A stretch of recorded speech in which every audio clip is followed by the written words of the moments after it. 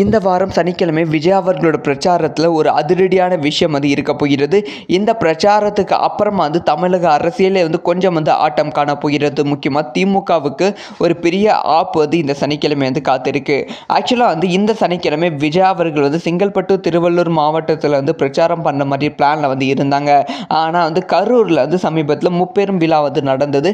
இந்த முப்பெரும் விழாவில் பல விஷயங்கள், பல ஃபன்னான விஷயங்கள்லாம் பண்ணியிருந்தாங்க.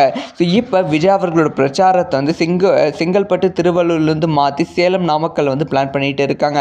இதுக்கான காரணம் என்ன அப்படின்னு பார்த்தீங்கன்னா, சேலம் நாமக்கல் கரூர் அந்த சுற்றுவட்டாரத்தில் இருக்கும் செந்தில் பாலாஜி அவர்களோட அஸ்திவாரத்தை உடைப்பதற்கான பிளான் அப்படின்னு சொல்லப்படுகிறது. முக்கியமாக கரூரில் நடந்த முப்பெரும் விழாவை விமர்சனம் செய்யும் அளவுக்கு அந்த ஒரு சந்திப்பு வருகிற சனிக்கிழமை இருக்கும் சந்திப்பு இருக்கும் அப்படின்னு சொல்லப்படுகிறது.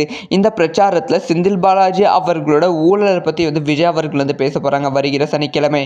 அது மட்டும் இல்லாமல் முப்பெரும் விழாவில் மக்களை எப்படி ஏற்பாடு படுத்தினாங்க, முக்கியமாக இன்ஃப்ளூயன்சர் மார்க்கெட்டிங் பண்ணாங்க திமுக, அது எல்லாத்தையுமே விஜய் அவர்கள் பேச போகிறாங்க அப்படிங்கிற தகவல் கிடைச்சிருக்கு. இந்த ஒரு சந்திப்புக்கு அப்புறமா தமிழக அரசியலில் ஒரு பெரிய மாற்றம் இருக்கும். விஜயை தவிர்த்து விட்டு அரசியல் பண்ணலாம் அப்படி சொல்லி திமுக நினைத்தாலும் அது தவிர்க்க முடியாத ஒரு சூழ்நிலையை விஜய் அவர்கள் உருவாக்குவாங்க அப்படின்னு எதிர்பார்க்கப்படுகிறது.